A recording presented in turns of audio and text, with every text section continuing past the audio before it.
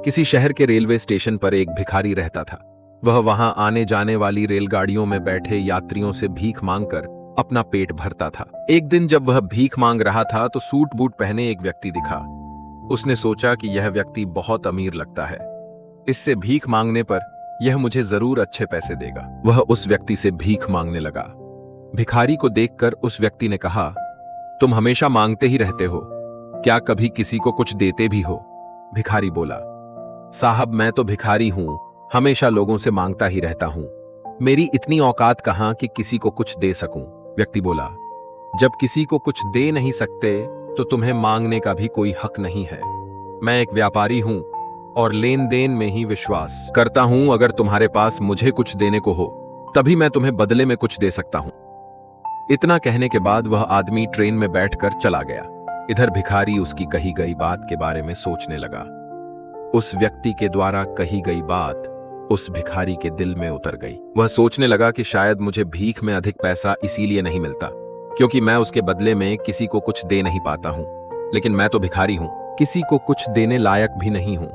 लेकिन कब तक मैं लोगों को बिना कुछ दिए केवल मांगता ही रहूंगा। बहुत सोचने के बाद उस भिखारी ने निर्णय किया कि जो भी व्यक्ति उसे भीख देगा उसके बदले में वह भी उस व्यक्ति को कुछ जरूर देगा। लेकिन अब उसके दिमाग में यह प्रश्न चल रहा था कि वह खुद भिखारी है तो भीख के बदले में वह दूसरों को क्या दे सकता है। इस बात को सोचते हुए 2 दिन हो गए, लेकिन उसे अपने प्रश्न का कोई उत्तर नहीं मिला था। तीसरे दिन जब वह स्टेशन के पास बैठा हुआ था तभी उसकी नजर कुछ फूलों पर पड़ी जो स्टेशन के आसपास के पौधों पर खिल रहे थे। उसने सोचा, क्यों ना मैं लोगों को भीख के बदले कुछ फूल दे दिया करूं। उसको अपना यह विचार अच्छा लगा और उसने वहां से कुछ फूल तोड़ लिए। अब वह ट्रेन में भीख मांगने पहुंचा। अब जब भी कोई उसे भीख देता तो उसके बदले में वह भीख देने वाले को कुछ फूल दे देता। उन फूलों को लोग खुश होकर अपने पास रख लेते थे। अब भिखारी रोज फूल तोड़ता और भीख के बदले में उन फूलों को लोगों में बांट देता था। कुछ ही दिनों में उसने महसूस किया कि अब उसे बहुत अधिक लोग भीख देने लगे हैं। वह स्टेशन के पास के सभी फूलों को तोड़ लाता था। जब तक उसके पास फूल रहते थे तब तक उसे बहुत से लोग भीख देते थे, लेकिन जब फूल बांटते बांटते खत्म हो जाते तो उसे भीख भी नहीं मिलती थी।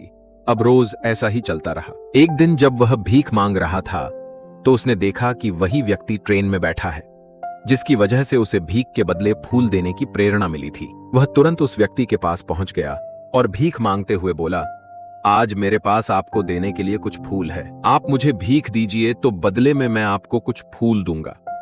उस व्यक्ति ने उसे भीख के रूप में कुछ पैसे दे दिए और भिखारी ने कुछ फूल उसे दे दिए। उस व्यक्ति को बात बहुत पसंद आई।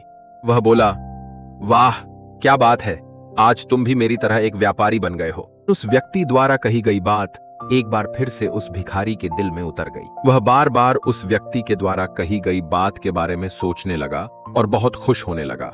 उसकी आंखें अब चमकने लगीं। उसे लगने लगा कि अब उसके हाथ सफलता की वह चाबी लग गई है जिसके द्वारा वह अपने जीवन को बदल सकता है। और उत्साहित होकर बहुत तेज आवाज में ऊपर आसमान की तरफ देखकर बोला, मैं भिखारी नहीं हूं, मैं तो एक व्यापारी हूं, मैं भी अमीर बन सकता हूं।